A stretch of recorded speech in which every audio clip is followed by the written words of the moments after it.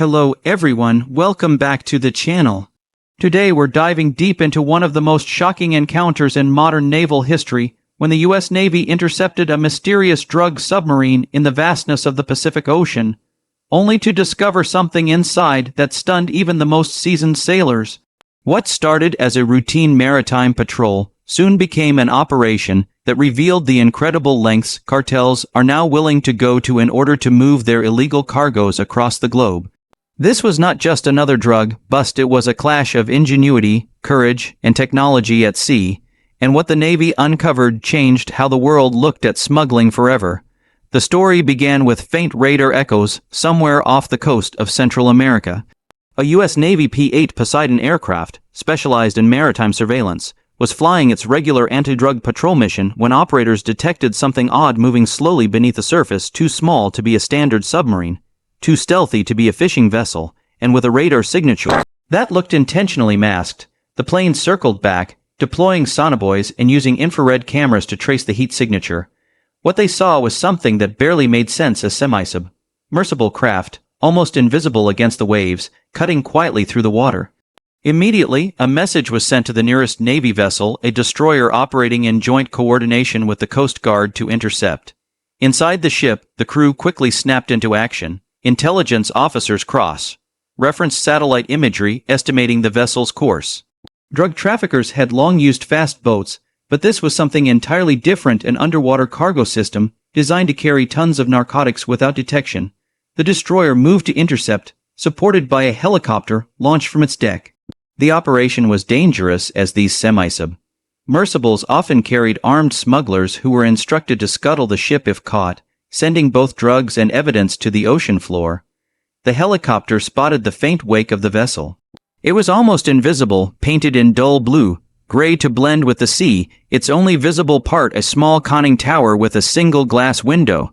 The pilot immediately called in its coordinates and the destroyer changed course. The Navy's boarding team, trained in maritime interdiction and counter-smuggling operations, prepared to deploy. As they approached, they could see the submersible beginning to dive, the smugglers inside realizing they had been detected. The helicopter dropped flares and the destroyer's horn blared as a final warning. In a dramatic sequence, Navy commandos leapt from rigid inflatable boats onto the sub, pounding on the hatch with rifles pointed. For a tense moment, it seemed the smugglers might sink the vessel with everyone aboard, something they had done in the past to destroy evidence. But this time, the Navy acted fast. Using specialized tools, they forced open the hatch. Inside, they found 4 exhausted men, drenched in sweat, struggling to stay calm. The stench of diesel, seawater, and something chemical filled the air. One of the smugglers raised his hands as the others lay on the floor, shouting in Spanish that the cargo was dangerous. The boarding team secured the crew and began inspecting the cramped interior. What they found was beyond anything they expected: dozens of tightly wrapped packages stacked from floor to ceiling, covering every inch of the hull. It wasn't just cocaine.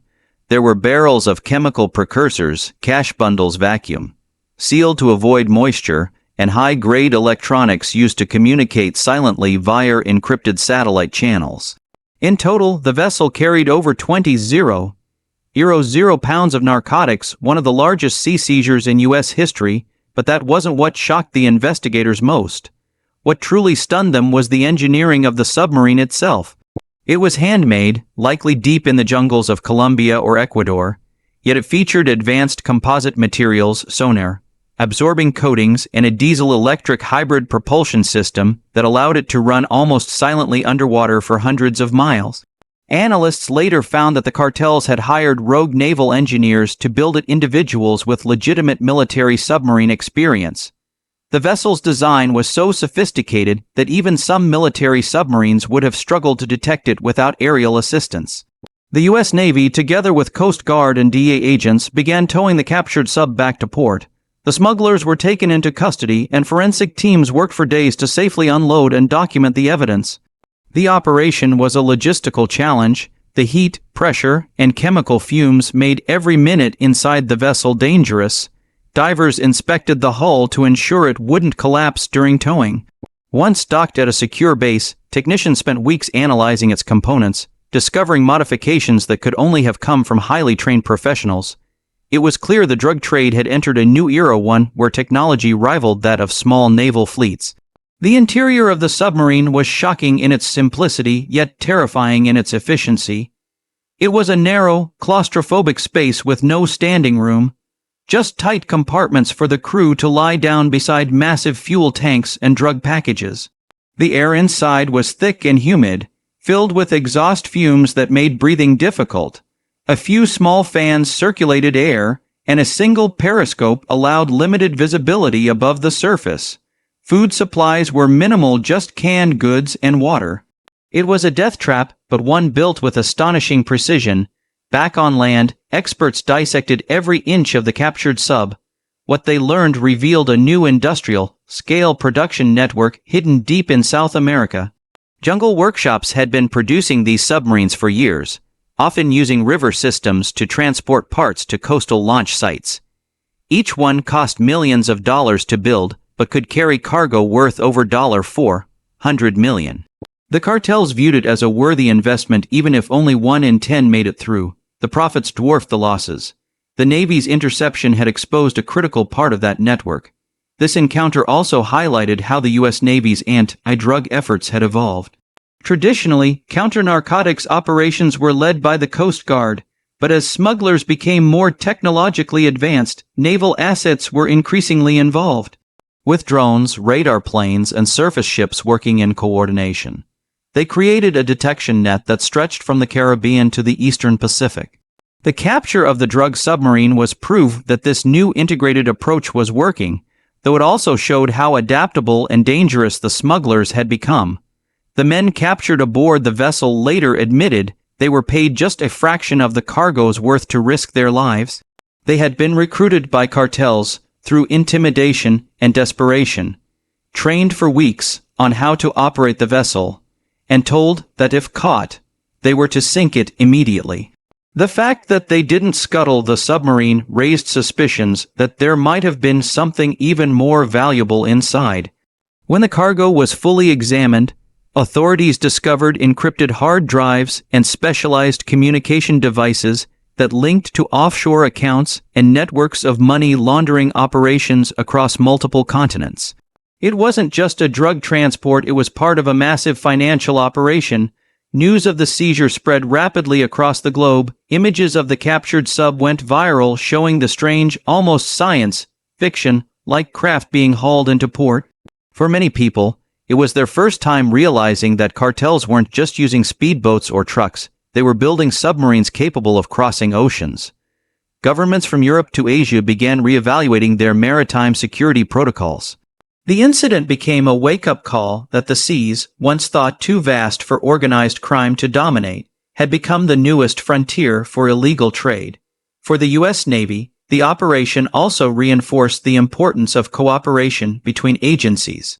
The Navy, Coast Guard, and Homeland Security worked seamlessly in real time, proving how vital communication and intelligence sharing had become.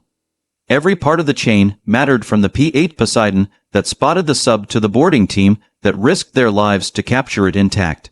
Without any one of those links, the vessel could have easily vanished beneath the waves, taking its secrets with it. Performance-wise, the operation was a demonstration of precision and discipline. The U.S. Navy's ability to track, intercept, and capture such a low-profile target was extraordinary. It required advanced radar integration, acoustic tracking, and quick decision-making under pressure. The destroyer's crew maintained formation under tight conditions, and the boarding team performed flawlessly despite the danger. The success of the mission reflected not just superior equipment but the skill and bravery of the sailors who carried it out. Safety was always a concern during the capture. The submersible could have been booby-trapped, filled with volatile chemicals, or designed to self-destruct. The crew had to approach with extreme caution, using radiation and chemical detectors before even opening the hatch. Once on board, they wore protective masks and gloves to avoid exposure. Their professionalism ensured that no one was harmed despite the unpredictable environment. It was a testament to the Navy's training and the seriousness with which they handle every maritime threat. What made this story even more remarkable were the unique features of the captured sub. It wasn't just built to move drugs, it was built to evade the most sophisticated detection systems in existence. The hull shape minimized sonar reflections, and the exhaust was cooled before release to reduce infrared visibility. The propulsion was designed for silent running with vibrations absorbed by custom-made dampers. Even its paint had radar-absorbing properties. Analysts noted that these features suggested direct influence from military submarine design, something that pointed to a disturbing new alliance between organized crime and rogue engineers, or even corrupt officials from naval industries. The discovery set off a chain of international investigations. Several months after the capture, raids in Colombia and Ecuador uncovered hidden shipyards deep within the rainforest. They were equipped with welding bays, generators, and satellite communications gear, all operating under camouflage to avoid aerial detection. Dozens of workers were arrested, and tons of materials were seized.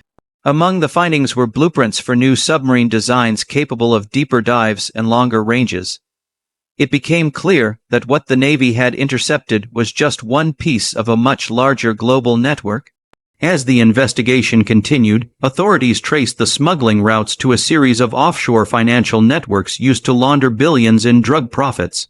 The submarine's electronics provided valuable clues, encrypted data revealing the involvement of shipping companies, corrupt port officials, and shell corporations scattered across several countries. It was one of the biggest intelligence breakthroughs in years, leading to dozens of high-level arrests and exposing how deeply the illegal drug trade had embedded itself into global commerce. The cost of the vessel itself was estimated at around $5 million, a massive investment, but one that could easily be recovered in a single trip. With each new model, the cartels improved their stealth capabilities. The Navy's intelligence community recognized that these semi-submersibles were not going away. In fact, they were evolving faster than expected, forcing the military to upgrade its detection technology.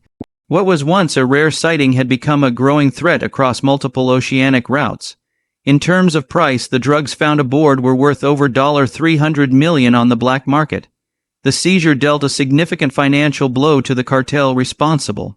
But beyond the monetary loss, the message was clear: the seas were no longer safe for traffickers. The Navy's presence, combined with cutting-edge surveillance and rapid response capabilities, meant that even the most advanced smuggling methods could be countered. It was a turning point in maritime law enforcement, and a stark reminder of how far the war against narcotics had spread. In conclusion, the ambush and capture of the drug submarine showcased the relentless innovation of both criminals and those sworn to stop them.